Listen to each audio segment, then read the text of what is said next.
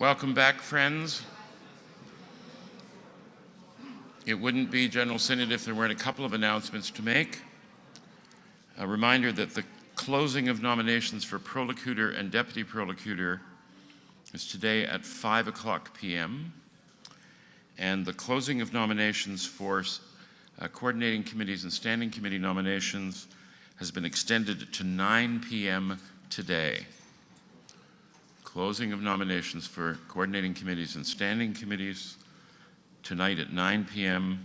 Closing of nominations for Prolocutor and Deputy Prolocutor today at 5:00 p.m. There is, of course, on the same floor where we are dining, a host of displayers. And I want to encourage you to avail yourselves of the displays, to speak with people. There are no morning breaks scheduled in our agenda, but there are afternoon breaks, and they're long enough that you can go upstairs and see them. They're very anxious to meet you all, and they were feeling a little lonely this morning, I think. I assured them that that would not continue. Also, last night's sponsor of the reception following the opening Eucharist, Letko Brosso, is giving some things away, and they're giving them away at noon tomorrow, 12 o'clock on the 12th. They're neat things, like airplane trips and big gift certificates and things. You have to sign the list. So, do go upstairs, go to the Letko Brosso booth. They're really nice people there. Sign their list, and your names will go in for the draw, which is tomorrow at 12 o'clock. The General Synod Planning Committee, very early on in planning this event, was keen to do what we can to create a kind of listening, learning atmosphere.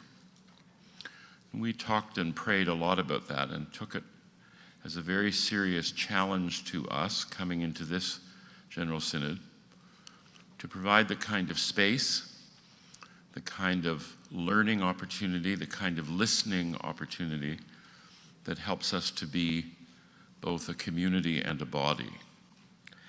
And so I am really pleased that we have the afternoon to devote to listening and to learning, to being one in Christ, and to learn something about differences and communication for the well-being of the community. As you heard last night, Archbishop Melissa Skelton is in the hospital, hopes to be with us very soon, and was scheduled to co-lead this session this afternoon with Dr. Martin Brokenleg.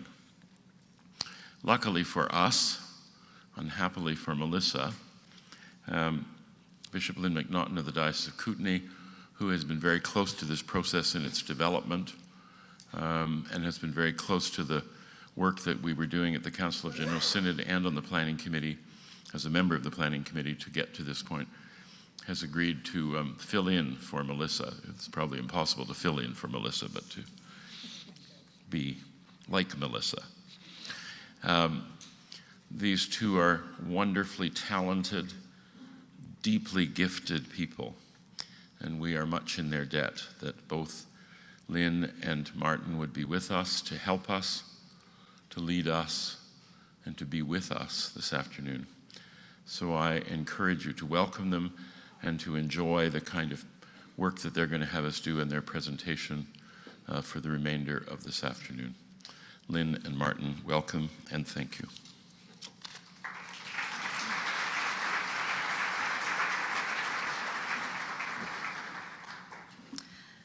Asim Nisiaya, Melanie Quanasqui, Si Meltonat Quanasqui. It's an honor to be here with you today. My name is Melanie. I come from the Musqueam Nation. My mother comes from the island, from Liaxin and Snanawas. I was able to share a bit this morning. They've asked me to help you with the cedar that's on your table. So the sacred cedar is what takes care of our people. Since time immemorial, we've used cedar for many different things, whether it be for making regalia, to build our canoes, our homes, but it's also used in many sacred ceremonies. The living cedars are our ancestors, and as we are created beings, we are created equal.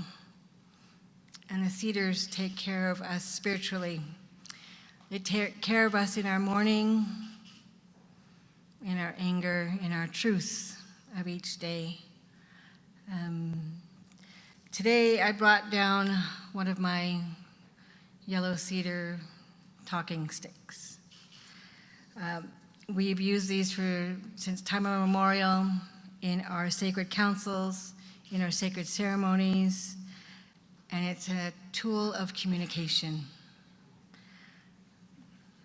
When one person in the circle is holding it, everyone else at the table listens with compassion, to support, and to listen in quietness.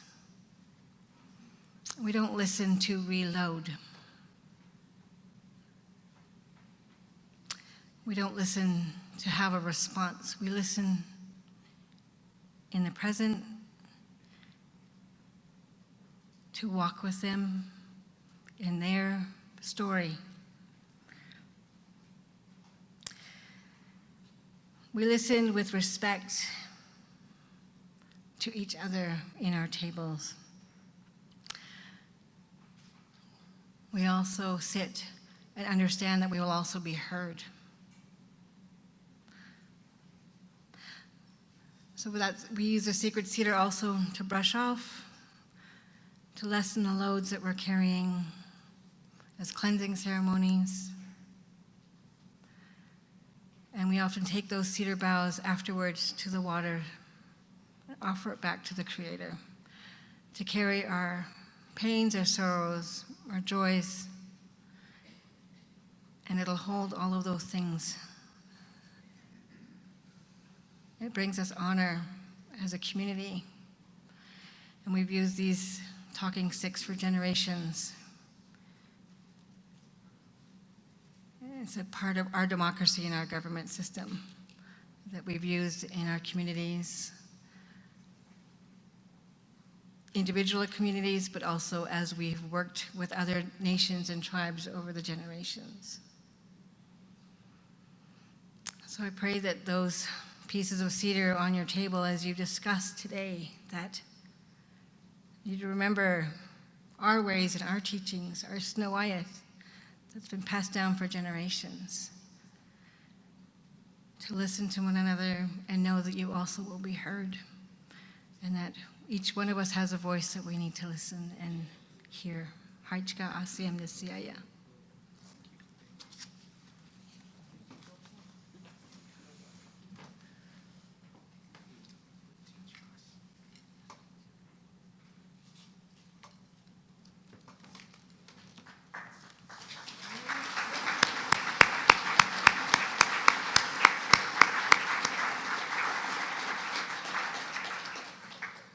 I actually just said to Martin, well, we can go home now, because she did all the good teaching on listening. So greetings to all of you. When we've been, as Peter said, as we've been planning General Synod, we want to set a tone for all of our conversations.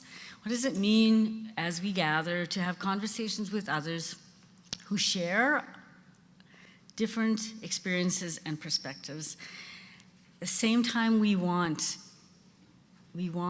to have relationships with one another. We want to ponder the well-being of the community as a whole, and to have conversations in the midst of all of our differences. What does it mean to express our perspectives and at the same time not presume that our perspectives are the defining perspective for all? People have differences in our midst. We have differences in culture and age and gender and language and experience and orientation and ability and personality, and you can add your own to that list of all of the differences you see in our midst. How do we bring our authentic selves and perspectives to each other and at the same time make room for others with different authentic selves and perspectives? So we bring these questions to you today because they're important as we come together. because we need to practice the unity that we have been given in Christ, even and in the midst of challenging issues and questions. We as Anglicans are no strangers to this practice of unity in the midst of difference. From the beginning of Anglicanism, that has been our call and our charism, our gift, as we've attempted to navigate both between Catholic Christianity and the spirit of the Reformation.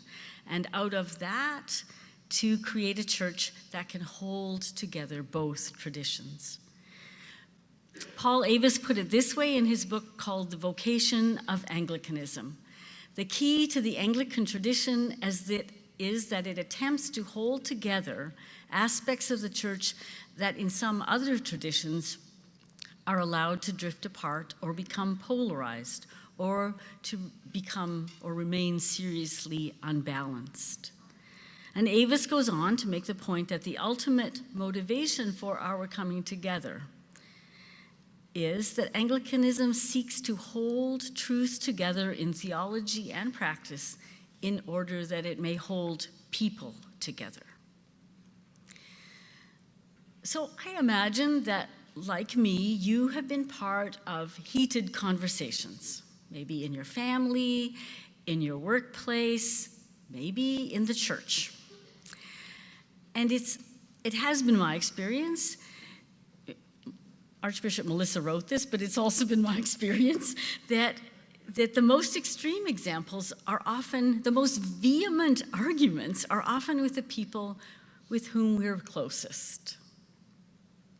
So in the church, the fiery conversations have been because the people concerned in those heated conversations believe that God is on their side, that God has authorized or approved their own perspective and their point of view and their recommended actions, and God has approved that more than God has approved of the other person. Is that true in your experience? I would say that our faith emphasizes how we treat each other in a moment is a real measure of who we are as Christian people, both in that we are to be as Christ to one another, to love one another as Christ has loved us.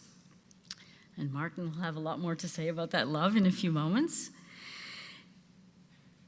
And we are called to be a witness to the world that is hungry for civility, parched for compassion. The world is watching how we treat each other in the midst of difference, and the world is waiting to be inspired. And so over this next week, our prayer is that we will get to practice our unity, this holding things together, not because we have a uniformity of perspective, but through our attention to ourselves and to each other as we communicate. Whether this has to do with communication around the tables or communication at the microphones or informal conversations in lunch and meetings as Synod unfolds. I believe we can do this, for the Spirit is with us here, and the world is watching us and looking for the presence of this Christ in whom we say we put our trust. And now I'd like to invite Martin Brokenleg to come forward with his greetings and perspectives on this subject, after which you will have a chance in your tables to practice this, to have some discussion about what you've heard from Martin and myself.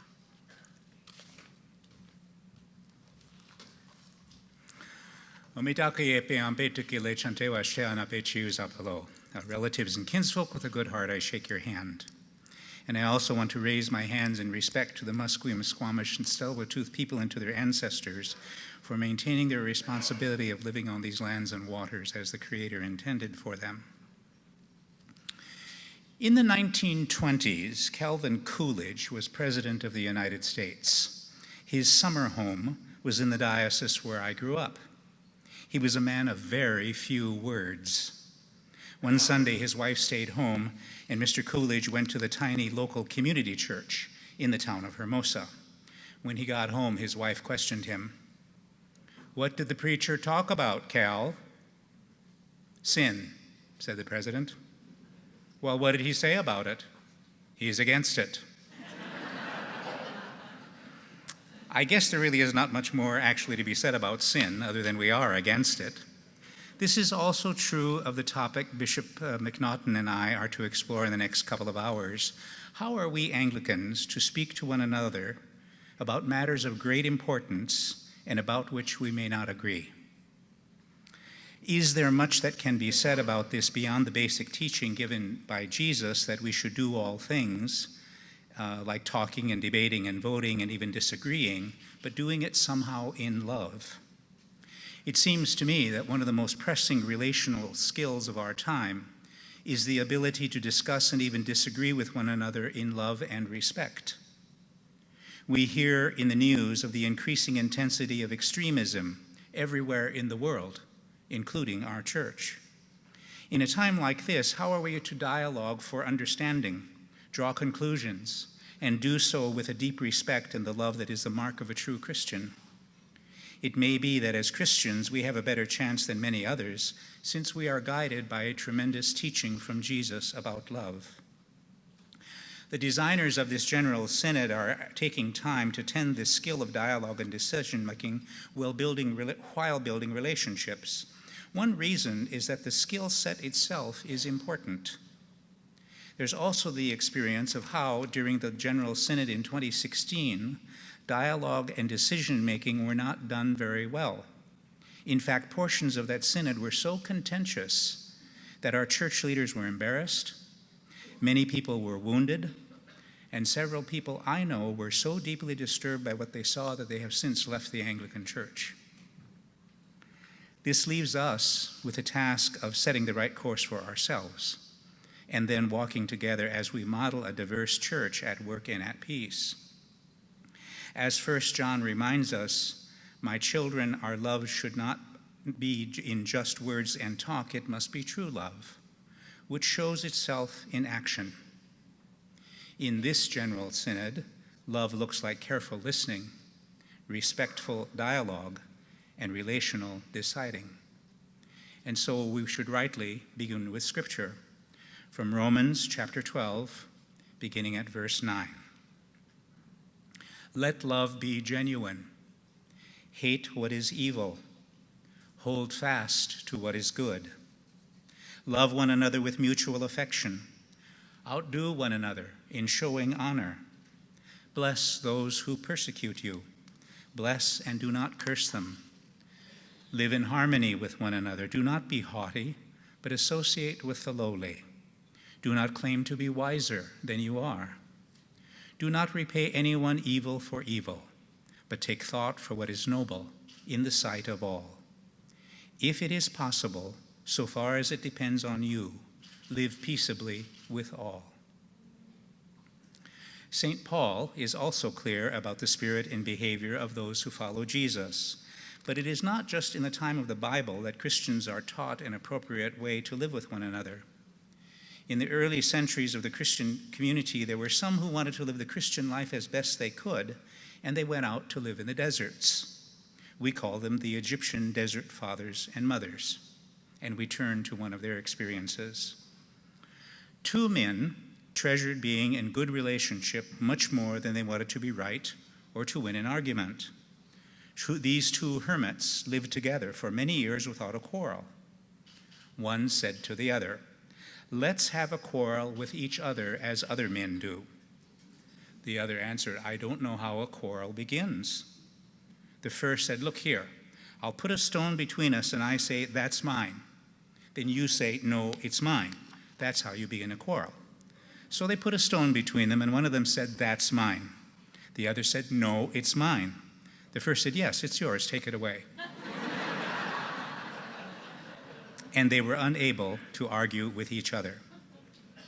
In their Christian monastic life, these monks wanted to live their Christian life more than being right or even winning, and we can be just as grace-filled as we lovingly listen and dialogue and decide.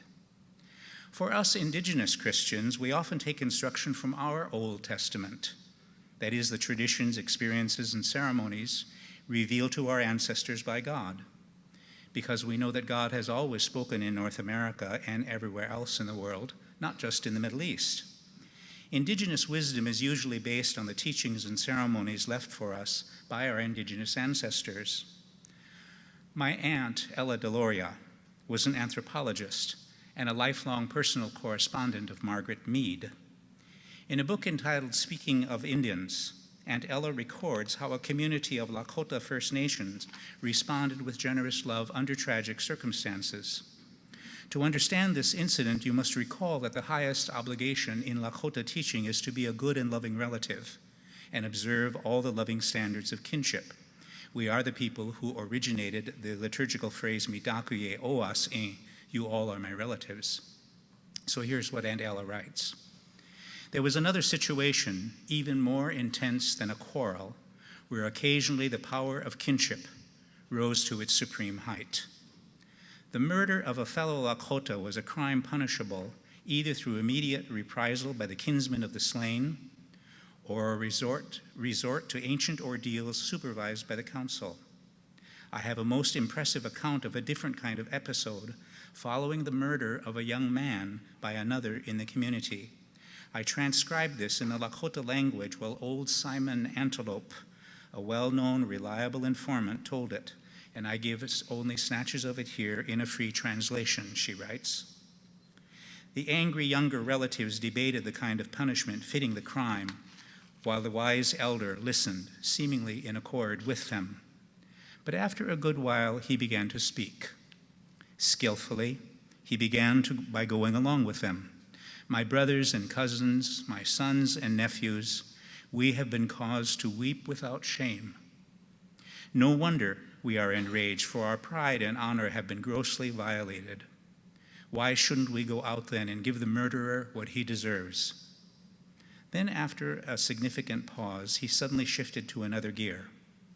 And yet, my kinsmen, he said, there is a better way. Slowly and clearly, he explained the better way. They were men of standing, he reminded them, and therefore it was becoming of them to act accordingly. He challenged them to reject the traditional and choose this better way. It was also a hard way, but the only certain way to put out the fire in their hearts and in the murderers. Each of you, he said, shall bring me the thing you prize the most. These things will be a token of our intention. We shall give them to the murderer who has hurt us, and we shall therefore become something to him. That is to say, it's an idiom for when you become a relative. And we will do this in place of him who is gone. Is the dead your brother? Then this man shall be your brother. Is he your uncle, your cousin? As for me, he was my nephew. So this man shall be my nephew. And from now on, he shall be as one of us. And our endless concern shall be to regard him as though he were truly our loved one come back to us. And they did it. The slayer was brought to the council, not knowing what his fate was going to be. Steeling himself for the worst, he kept his eyes averted. He did not want to infer the decision by peering into the councilmen's faces. He was not going to have it said of him years later, poor thing, how I pitied him. Like some hunted creature, he tried furtively to read mercy in men's eyes. No, he would not flinch at having to give up his life after taking in others, because he too was a man. But when the council speaker offered him the sacred pipe, saying, "Smoke now with these your new relatives, for they have chosen to take you to themselves in place of the one who is not here," the murderer's heart began to melt. It is their heart's wish that henceforth you shall be one of them. You shall go out and come in without fear. Be confident that their love and compassion, which were his, are now yours forever. And during that speech, tears trickled down the murderer's face.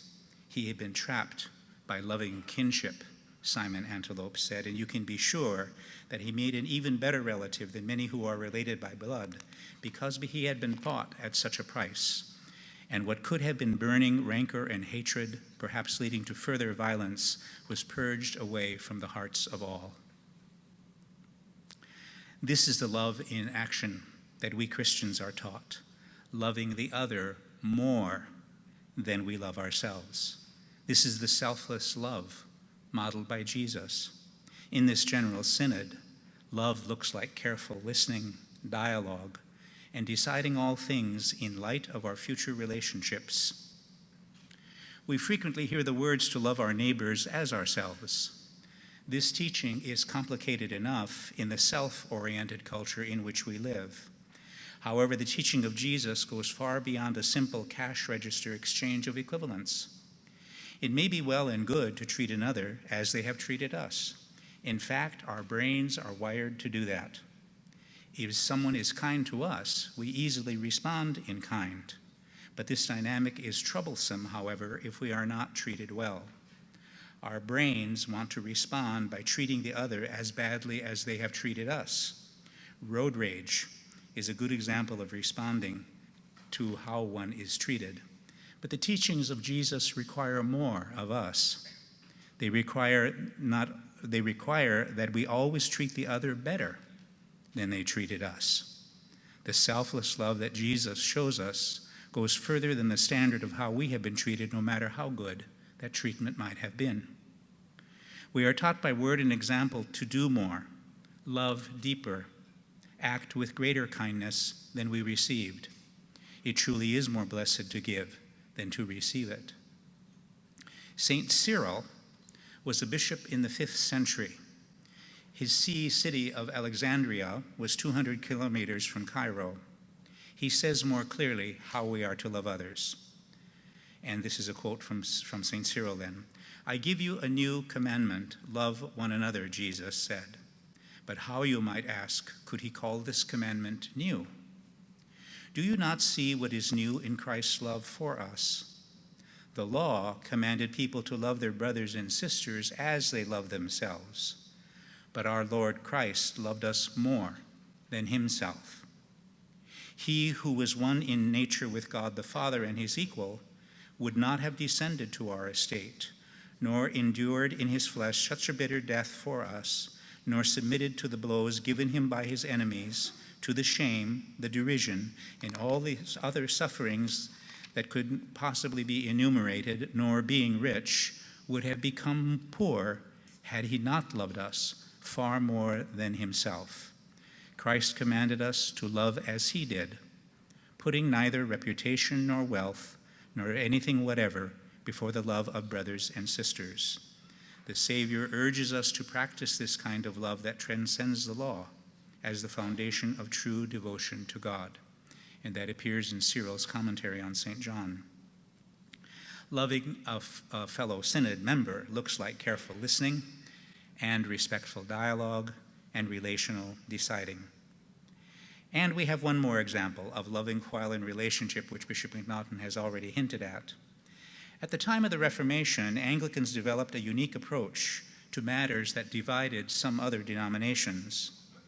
Most denominations are defined by their doctrine. If you do not believe as the denomination does, you must go elsewhere. This is an oversimplification, I know, but I think it's still accurate to say that on the continent of Europe, an identical confession was required for one to belong to a particular church. Expressing a different confession was very dangerous at that time, since it was acceptable to kill heretics. And of course, even Anglicans did this at one time. After the Reformation, members who had a common experience defined some denominations. In some of these denominations, you even have to not only describe the experience, but you have to describe dates and times of the experience as well. Among all the various denominations, Anglicans are unique in not being defined by confession, nor by experience, but rather by common prayer.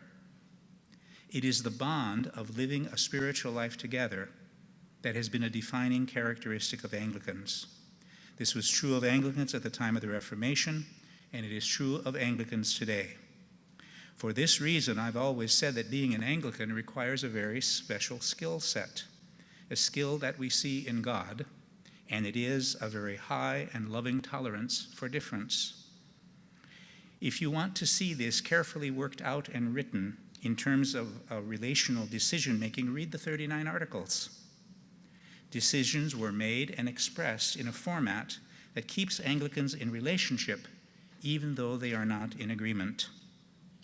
Our Anglican ancestors worked with precision and genius and the Holy Spirit to find ways that Anglicans with profoundly different opinions could find a way to stay together with integrity.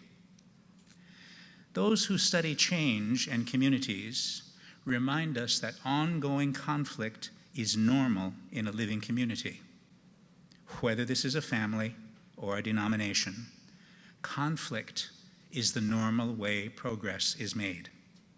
We might even go so far as to say that conflict may be the hand of God leading us to where we ought to be. Just resolving conflict, however, is not enough. We can resolve a current conflict, but it will return in another form until we find the pattern behind the conflicts and reconcile the pattern. If we can transfigure an immediate conflict into a new way of living together, conflict is a gift and may be the grace of God at work. I think this commitment to stay together even in suffering love is a key characteristic of true Anglicans.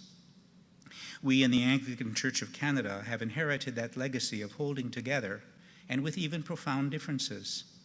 I sometimes think the ability to be together may be the reason we are one of the only historic Christian communities that will thrive into the future.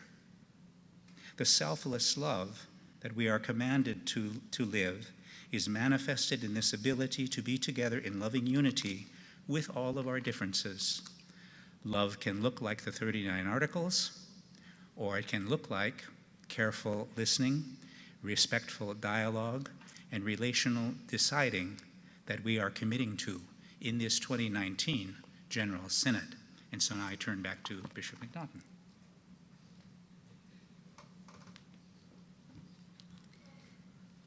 So we're going to move into discussions in table groups at this time. And I'm just going to introduce the process, and the questions will be on the screen in a few moments. But we're going to use a process called mutual invitation. So you'll need at each of your tables a leader, a designated person to share first. Maybe not put this up yet. Thanks. Because I'm going to add to it. So I want the designated person to share first, and after that person has spoken, and I want each person at the table to be able to speak uninterrupted so that others are simply listening, not asking questions, but listening. Then, after that person, the first person is finished, they will invite whomever they wish around the table. And whom you invite does not need to be the person next to you. And then after that next person has spoken, that person is given the privilege to invite another to share, and so on and so on. So my experience of mutual invitation is that because you don't know you're going to be next, you listen more carefully to the person who's speaking. If you're next to the person and you think they're going to ask me next, you're composing in your head what you're going to say rather than paying attention to the person who's speaking. So mutual invitation breaks that circle and you pay more attention to the person speaking. If you're invited and you are not ready to share at this point, you may simply say, "I pass for now," and you will be invited to share later on. And if you don't want to say anything at all, you can simply say, "I pass," and proceed to invite another to share. So if you pass, it's still you are still the person who's going to invite the next speaker. And you will do this until everyone around the table has been invited. And we invite you simply to listen and not to respond to someone else's sharing. So you'll have 10 minutes for every question. You can put the slide up now, thanks. So the first question in your groups with this process of mutual invitation is, what did you hear in the presentation that you just heard from Martin and myself? So 10 minutes of sharing. Everyone needs to have a chance in that 10 minutes, so this is brief.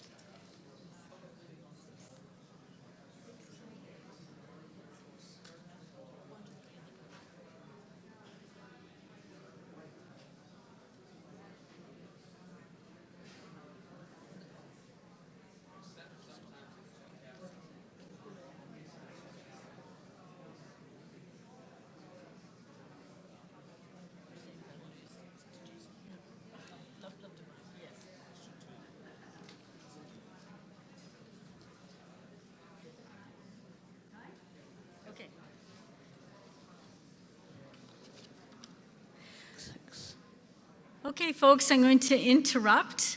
And if you didn't have a chance to go around the circle, note to your table and yourself that you'll need to make sure everyone has a chance next time, or maybe the mutual invitation can begin with the person who wasn't able to speak. So the second question, and again, 10 minutes in your groups with mutual invitation. Do you have that question to go up? What's important for you as you try to make room for the differences around the table, as you communicate to the people at your table? And this question will take some bravery and honesty. What's important for you as you try to make room for differences? Actually, there's a different question on my script than there is on the slide. What's at stake for you? What's at stake for you? That will require some more honesty. What's at stake for you as you try to make room for differences?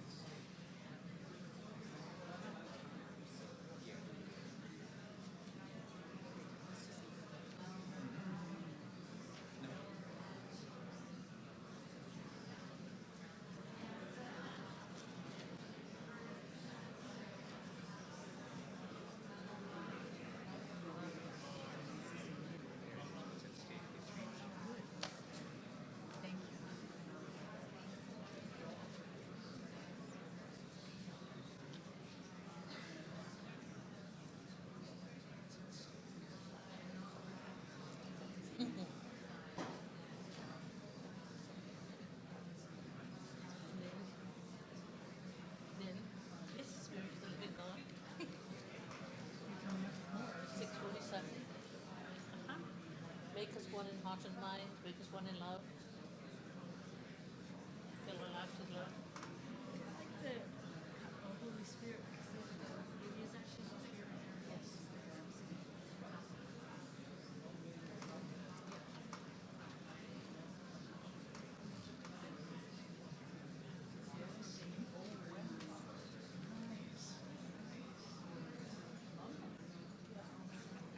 Like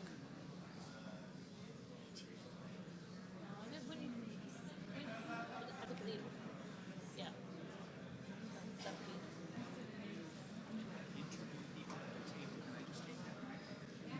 Yes, let me just make sure of that. I'll be right back. And you see that thing? That's your. Oh, 30 seconds.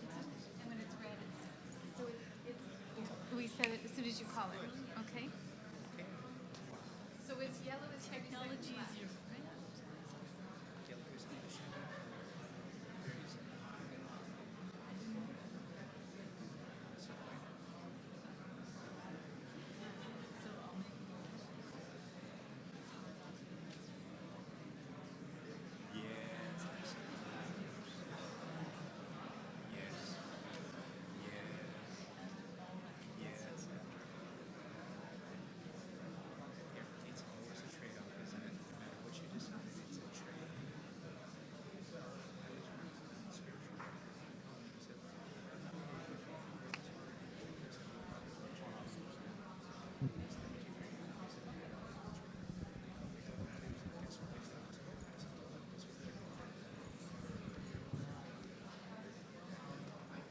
This one's better.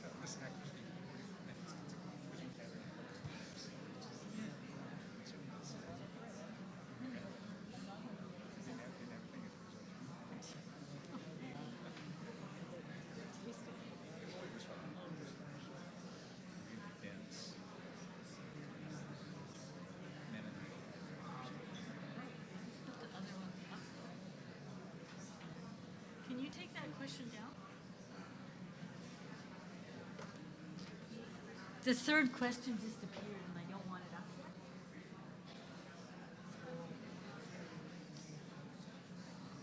here. I think somebody hit a button accidentally. Thank you. Little enthusiastic.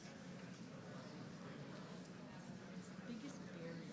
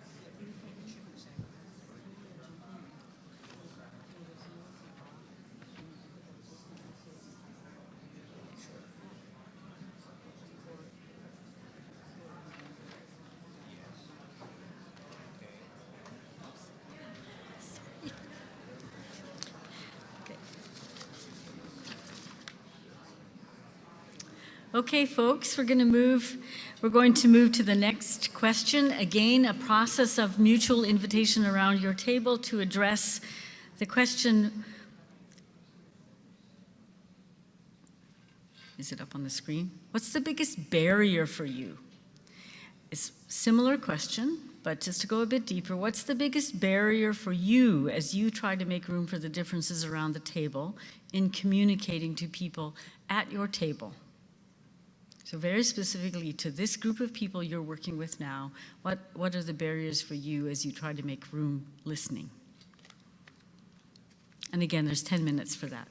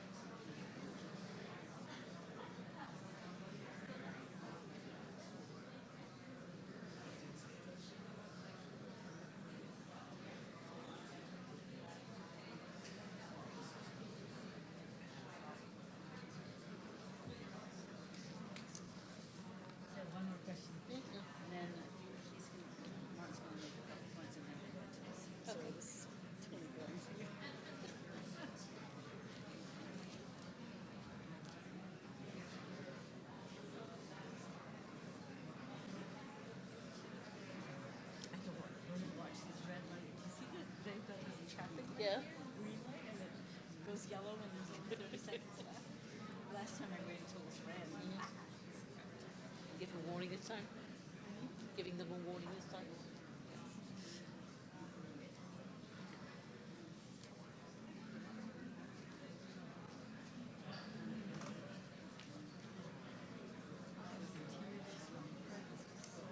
Yes, yes, yes, me too. Me too. I went on a trip up there. Yeah. Well, he took my person, he's in the day, and I agree with him. He said he has a major failing. One major failing. He believes people are in his records. And next I said, what a wonderful failing to have, though. Yes. Yes. Yes.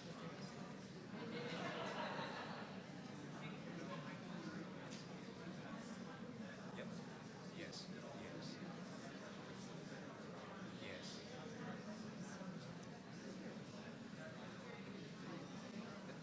Yeah. That's people self-regulating. Yep. Yes. Yes.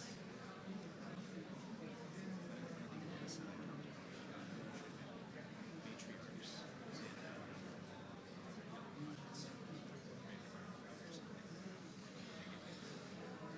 Grandmothers. Grannies.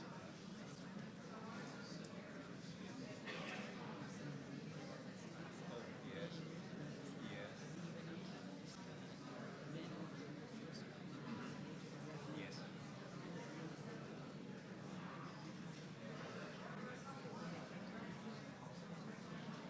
Yes. Yes. Yes. Yes. Yes.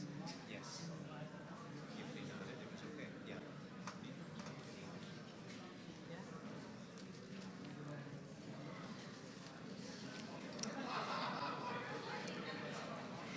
Okay, another 30 seconds, folks.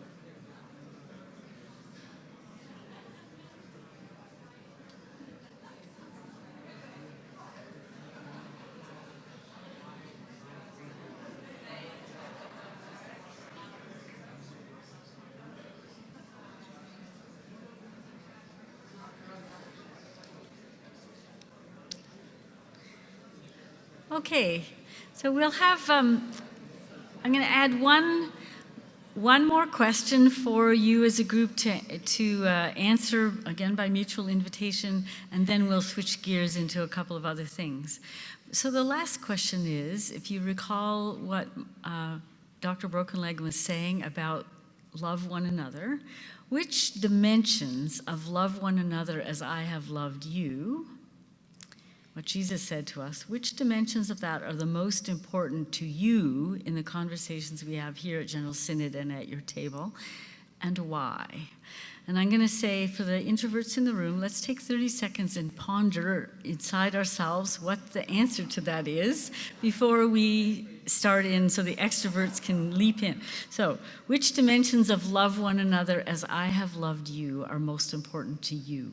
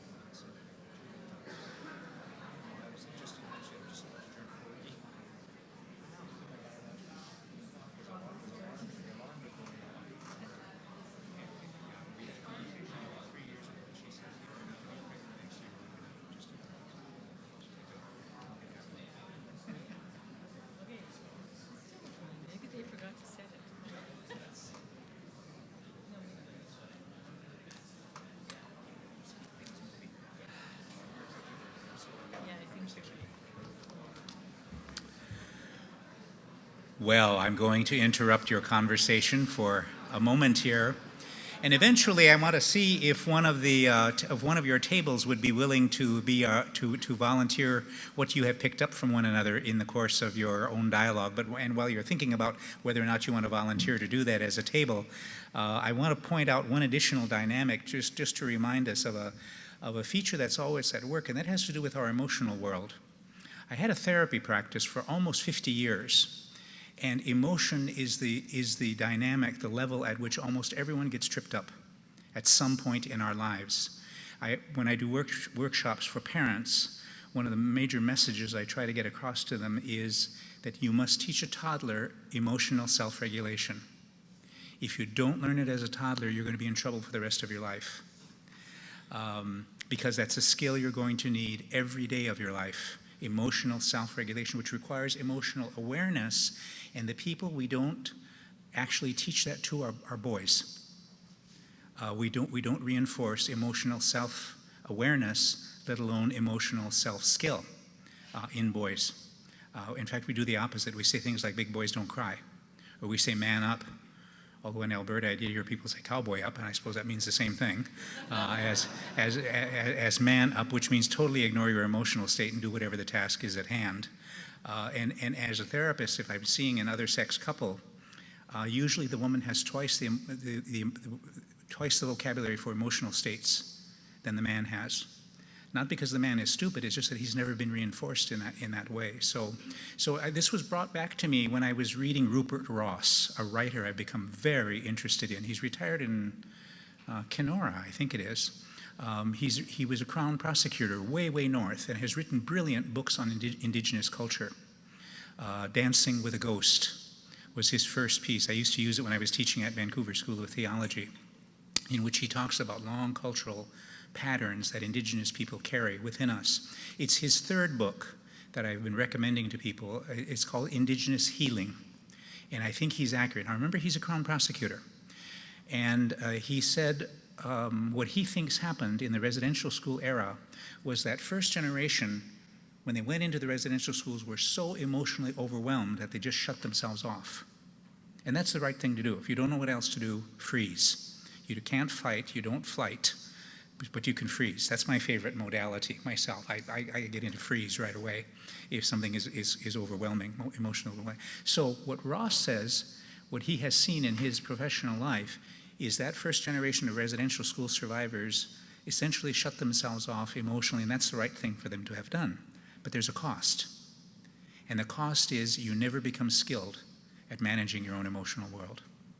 And then, worse, you can't teach those skills to your children and to your grandchildren. And what happens when emotion is not tended? We try to dull it. We dull it with food, or busyness, or alcohol, or drugs, or parish council.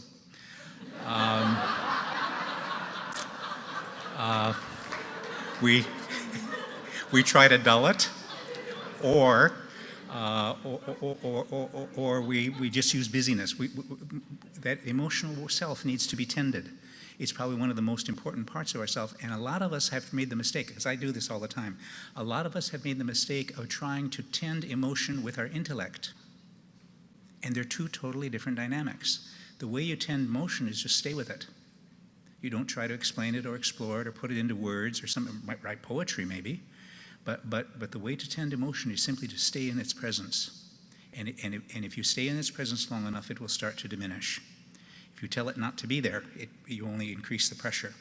So when you say to a child, don't feel that way, or stop crying, or get interested, or something like that, it's never going to work. We just have to accept emotion and figure it's a part of how things work. Now, the reason to think about this is that when you're dealing with controversial topics, if something is very important to you, you're going to feel that emotion. And we need to be emotionally self-aware. If we're going to make spaces for others, if we're going to respond well to another person as best we can, we have to always be emotionally self-aware. And that requires some real effort. So I think Rupert Ross is right. In Indigenous communities, we are highly aware that we have many social conditions that are a result of untended emotion, but we're not the only people to have that issue. Having been a therapist, like I say, for almost 50 years, I've seen it a lot. Now, then, coming back to our topic at hand here. Is there a table that would be willing to say a few words about what you have learned from one another? Any table willing to do that? I'll bring the mic and come over, and you can just pass it around. You don't all have to talk, just one or two people. Anybody willing to do this? I'm hoping somebody will. I see some pointing going on. Them, not us, them. Or anybody as a person just want to comment on something you have learned from listening to others at your table this afternoon? Okay, I'll come right there. Testing, testing, testing, testing, testing. Okay, here we are. Yes, tell us something that you learned from the other people at your table. Good afternoon. My name is Michael Sartran. I'm from Manitoba, the area of Diocese of Brandon, and northern part of the Paw. I'm the Archdeacon. I'm very thankful to be here this week. It's my second day today, but I heard yesterday and today. It's in between emotional and laughter. And the table that I have here is it's very open up. They're all open up. They talk about what they just heard. They're not afraid. They're like sharing, especially our bishop here. We have a bishop here. We're lucky. And also Mr. Broken Lake. I like his jokes. That's how I do. And when I'm invited to meet people in my congregation, when I go to wakes, I start with a joke. Because people will stare at you and open their ears, what you're going to say, but you have to surprise them. That's what I like. So today in my table is let's do it. Hey, people, let's do it. Let's not be afraid. I like to say it with Dave and John and Leslie and Karen and Bishop. I like to say thank you to every one of you that's in my table. So thank you. Bye. Okay, thank you. You're a good encourager and a good cheerleader.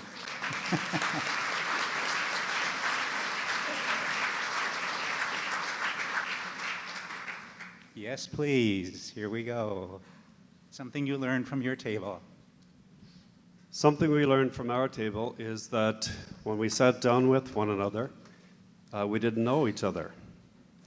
And I think what we've learned is that we've started to build a relationship, and that relationship has been built through love and understanding.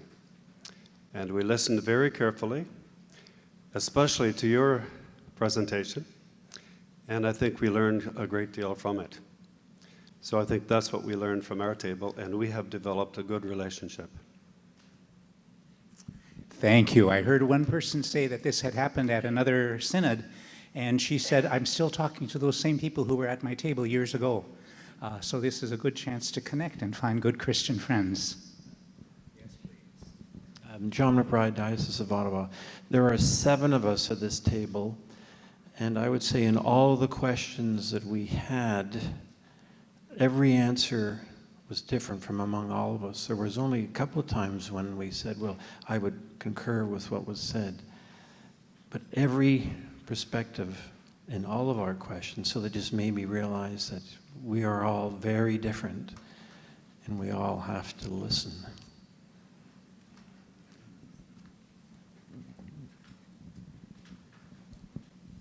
I think I said, did I say earlier that this is a solemnity of St. Benedict? Anglicans are very much influenced by Benedict. The Book of Common Prayer is essentially a Benedictine prayer book. But one of the themes in Benedictine life is that we're all different. If you go from one Benedictine community to another community, they can be very different. It's not like some other orders in which where every place you go, it's like all the other places. They all have the same rules. In the Benedictine practice, each house makes their own rules. So you'll find a lot of variation among Benedictines, even though we've been around for a very long time as an order. And of course, that's one of the marks of Anglicanism. People who are very different, sticking together no matter what. I've heard many Benedictine monks and nuns say, I would never have picked this community, but here I am.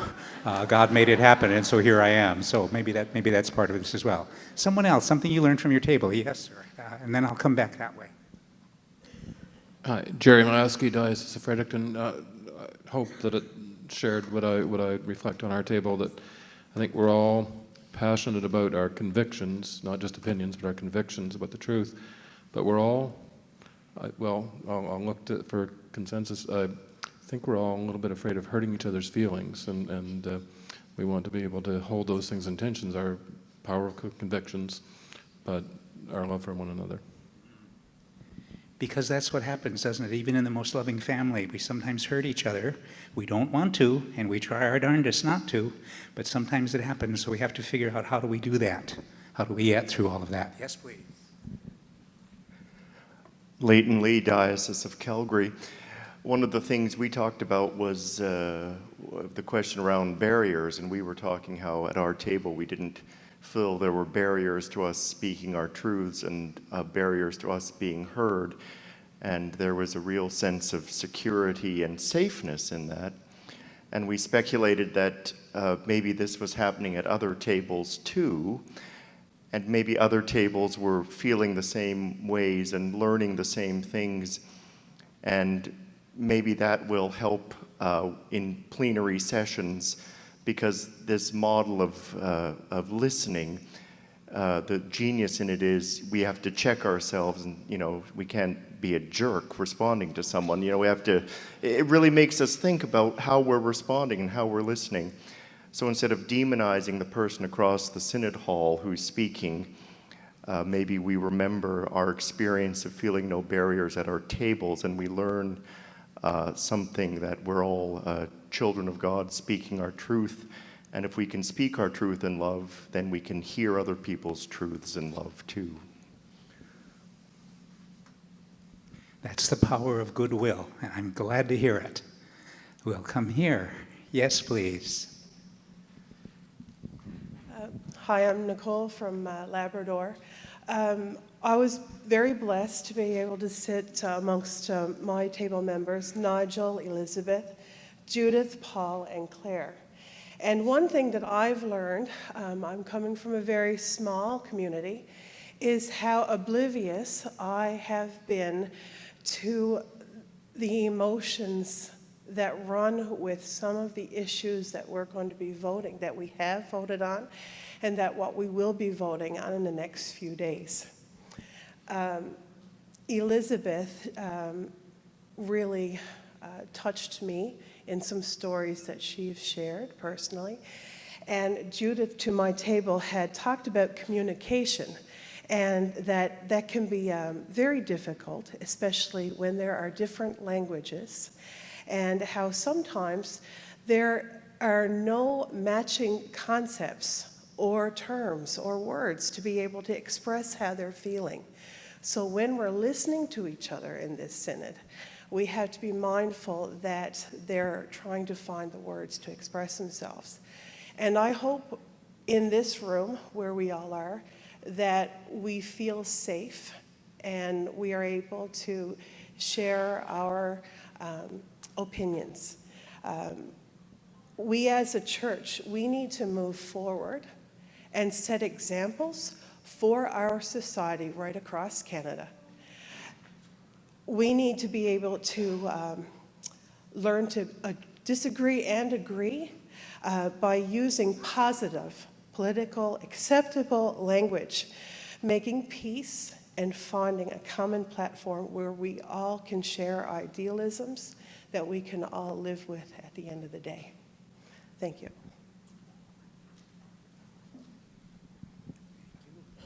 Good positive lessons. I'm coming that direction.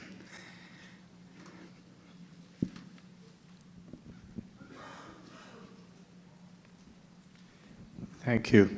Derek Bishop, Eastern Newfoundland and Labrador. I think one of the things we felt we learned for sure was that we have to listen to others who have differences from ourselves, who feel quite different about different topics. Because people, when they speak, we should be listening and realizing that they're making themselves quite often very vulnerable. They may be sharing things that can be very difficult for them to express. And it's important for us to listen to them with respect and accept them. And this is basically what Jesus expects us to do. I always think of the story, and I just recently had the opportunity to go to Israel, and one of the most moving things I experienced there was when we were at Jacob's Well, and the person who led our pilgrimage reminded us that Jesus, who was a man, a Jewish man, spoke to a woman who was a Samaritan, and that he showed her love, and she recognized he was Messiah because he was able to say everything about her, but really because he shared that love with her. So listening to others with respect and recognizing that they are making themselves vulnerable at times, I think it's important for us to be respectful. And thank you for the opportunity to speak. Thank you. Oh, here's a question. How do we stay with our emotions? How do we stay with our emotions? Just keep focusing on it. Just keep coming back to it. Don't run away from it, because that's usually what we try to do. We want to get away from it because we're so uncomfortable. I suppose you could take the word apart. It's kind of a cutesy thing. It's the energy for motion. Emotion. It's designed to move us in a particular way, but it's also a mark of how important something is. So by staying with the emotion, I guess what I'm saying is don't run away from it. It's there for a reason. Explore it. You can ask it questions. Well, what color is it? What shape is it? You can use all kinds of devices to just to explore that idea. But like I say, you have to process it emotionally. You process emotion emotionally. You don't process emotion intellectually. It's a very different kind of a dynamic. I wish I had gotten those lessons. I wouldn't have become a therapist if I had been instructed carefully about emotion when I was a child myself. Well, thank you, all of you who participated. I know it's a little scary to talk to this many people that many times, so I'll turn it back to Bishop McNaughton. Thank you, Martin. So we're just about to go for our break, but we thought we would, you can stand, and we're going to sing a hymn, which will be up on the screen, hymn 638. And I forgot to say welcome to Bridget Colt, who's our musician this afternoon. So Bridget is the musician at St. Mary's Caresdale here in Vancouver. And we will, Peter, are there other announcements that need to be made before the break? Not right now. So we'll sing lustily and with good courage, and then you'll have a break, and we will come back at 3:40.